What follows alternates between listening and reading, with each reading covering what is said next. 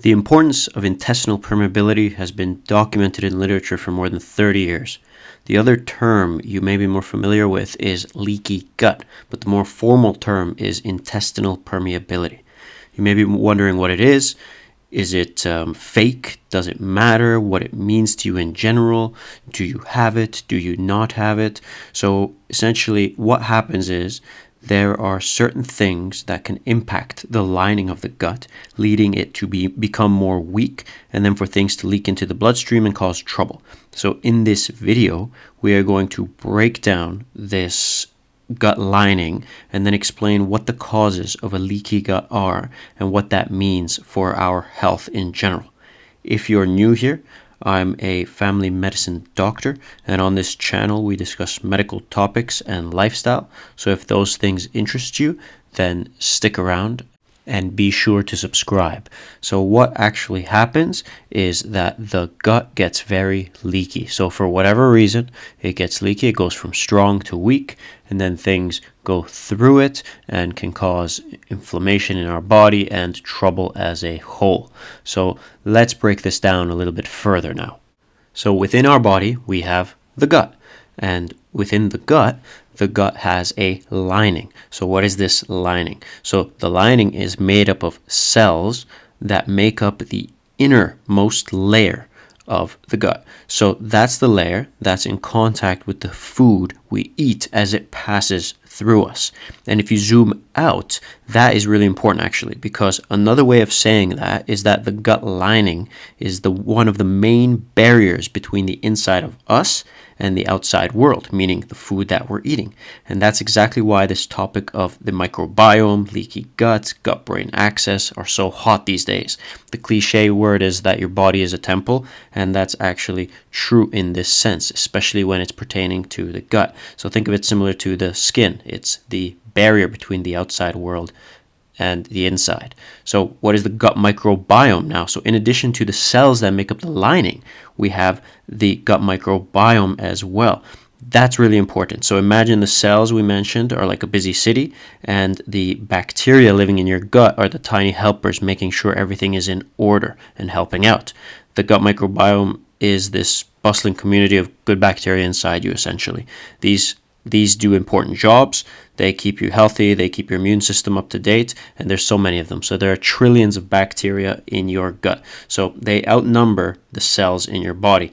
That's wild to think about. So let's think about it for a second. More than all the cells in your body, the gut bacteria are outnumbering it. So now imagine that working for you or it working against you, the gut microbiome. An intact barrier is critical for normal physiological function and disease prevention. It aids in a whole bunch of things. So when this barrier becomes disrupted, then we run into trouble. So good fences make good neighbors. That's another cliche saying, actually. So the moral of the story is that this gut lining is incredibly important to our health, and we need to work with the gut microbiome to maintain the gut lining as a whole. So we need to work with the physical barrier, the chemical barrier, and the immune barrier as well. This all comprises the gut lining. And if we work against it, then bad things will happen. We will get diseases, we will get sick, and we will get ill. So this is a very important factor in the entire picture. The gut microbiome, you can have something called dysbiosis, where the balance of good bacteria versus bad bacteria is actually disrupted, and it causes more and more trouble to us. So what is a leaky gut? What causes a leaky gut in this instance? So what causes the gut from going healthily, good fence, into a bad fence, leaky fence, where things are going to go into our bloodstream and cause more and more trouble to our bodies and widespread inflammation and potential disease? What causes a leaky gut? Increased intestinal permeability or leaky gut. So there are a number of causes which we're going to get into now, but they all pretty much do similar things. So they'll do one of three things actually. The first thing that a leaky gut will result in is malabsorption and malnutrition, then an increased uptake of toxins and lipopolysaccharides, and then an increased uptake of food antigens. So the bad things that happen from a leaky gut. So when that fence gets disrupted, things leak through. These are the three things that will happen. What will this then result in? So it will result in immune activation, inflammation, and systemic disease. So this is eventually what happens after a leaky gut. So what are the terrible things that cause this to happen?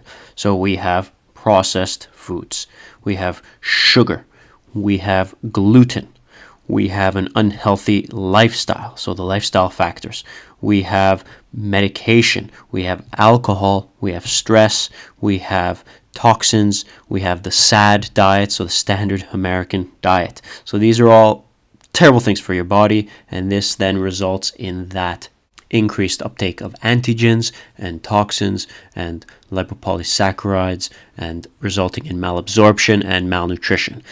And this, like we said, causes immune activation, inflammation, and systemic disease. But does it? So does it 100% guarantee those three things to occur? So the immune activation, inflammation, and systemic disease.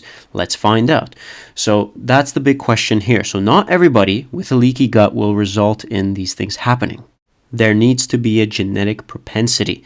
So there's an environmental trigger, then a microbiome that becomes altered, and then increased permeability, and then a systemic immune response, and then an initiation of autoimmune issues can occur. So yes, this is the pathway. So not everybody with a leaky gut will result in these things happening to them. So an initiation of the autoimmune spectrum, so us getting actually unwell, autoimmune diseases from occurring.